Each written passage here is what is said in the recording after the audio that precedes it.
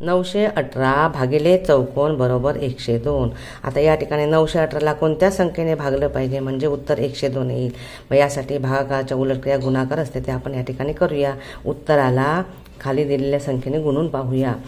पहिला पर्याय 8ने गुणलं, 8 दुणे 16, 16 6 हातचा 1, 8ने 0 गुणला, 8 0 0 अधिक 1 बरोबर 1, 8 1 8, 816 उत्तर आलं म्हणजे हा पर्याय नाही। पुन्हा 102ने दुसऱ्या पर्यायाला गुणूया 9ने, 9 दुणे 18, 8 हातचा 1, 9 0 0 अधिक 1 बरोबर 1, 9 1 9, 918 आलं म्हणजे 918ला 9ने भागलं तर 102 उत्तर येणार म्हणजे पर्याय क्रमांक 2 हे त्याचं उत्तर।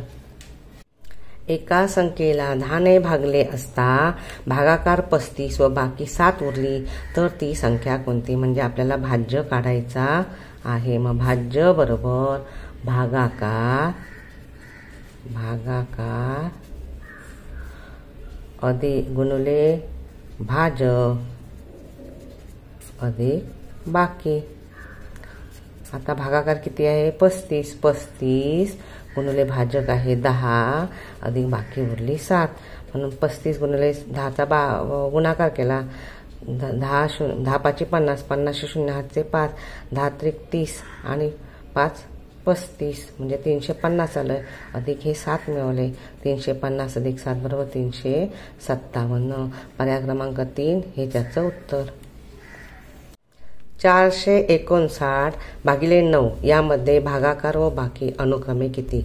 मग आता आपण भागाकार करूया या ठिकाणी 459 भागिले 9, 9च्या पाडा म्हणूया 9 5 45 वजा चिन्ह 5तून 5 गेले 0, 4तून 4 गेले 0 वरून घेतले 9, 9 1 9 0 0 हा आला भागाकार आणि ही आली बाकी आली 0।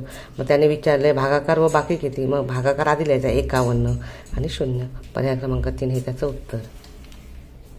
4848 भागिले 8 आपण या ठिकाणी भागाकार करूया 4848 भागिले 8, 8 48 वजा चिन्ह काढलं 8तून 8 गेले 0, 4तून 4 गेले 0 वरून घेतले 4। आता 4ला 8ने भाग लागत नाही म्हणून 8 शून्याचा भाग लावूया 8 0 0 4चे 4 वरून घेतले 8, 8 48 वजा चिन्ह 0 0 0 0 606 हे त्याचं उत्तर पर्याय क्रमांक 4 हे त्याचं उत्तर। 609 भागिले 3 यामध्ये भाज्य व भाजक अनुक्रमे किती। आता या ठिकाणी मी उदाहरण मांडते 609 भागिले 3।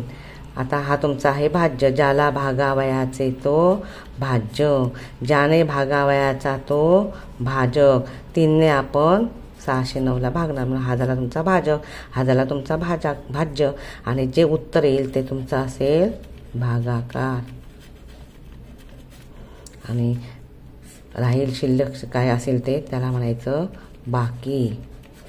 मग आता ह्या ठिकाणी विचारले भाज्य व भाजक किती मग भाज्य 609 भाजक 3 मग 609 आणि 3 हा पर्याय क्रमांक 4 हे त्याचं उत्तर।